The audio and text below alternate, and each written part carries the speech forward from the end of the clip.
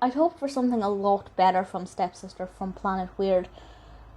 I felt like this could have been good, but there was so much about it that I just didn't like, and it feels very dated.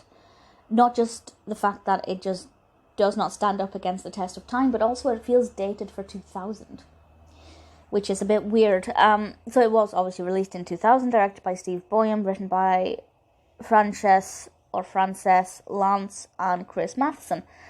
And the narrative is definitely something that drew me in. And the one-sentence description from IMDb is as follows.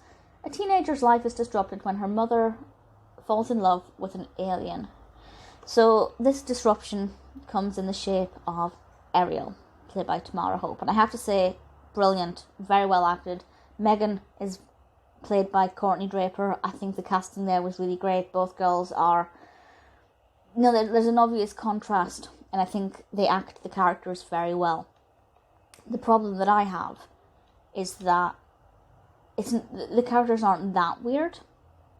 Ariel as a character is different, and maybe calling her weird is a little bit, I think that I don't ever get offended by films, but there's something about a film for children encouraging people to think of somebody who is different as being weird is not good.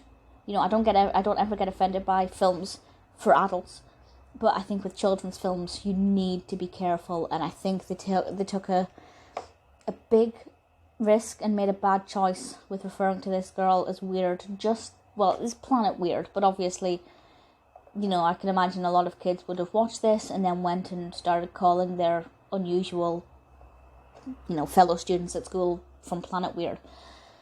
She's an alien. And she used to be a bubble. She now is on Earth with her father, who is called Cosmo. And everything is obviously very different, and she reacts in some strange ways, unusual ways to certain situations. And Megan's very suspicious of her. And it's all about how the girls clash, and honestly, it's quite weird. I don't like Ariel as a character. I think she's underdeveloped. I think she's dull. I think she's not, to want for a better word, that weird. She's a little bit quirky compared to the average mortal girl of her age at the time. But, she's not that different. And Megan as a character I really liked. And then she started to get quite mean and nasty and not very pleasant as a person, and at that point I started to dislike the character, and because I didn't really like her much and I thought Ariel was very underdeveloped, it was lacking. The narrative is not interesting. The locations are not that fun. Totally insane that her mother has by the way, I need to say, when it says her mother falls in love with an alien, she doesn't know it's an alien. But when her mother falls in love with Cosmo, it's very quick, very unbelievable and unrealistic. And there are just, so many things wrong with this. And each of the things that are wrong with this on their own may not be that bad. But once they're all grouped together, it just makes for a very dull film that's not very well lit. The editing is good, the acting is good. Everything else is just not brilliant. I was surprised to see it has 5.9 out of 10 on IMDb. It's rare that I would give a lower rating than the IMDb average. But actually I would. I'd give it 5 at best.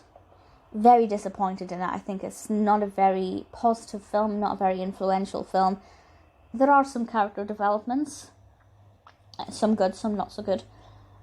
Honestly, the film has a great premise, but the execution of that is such a disappointment.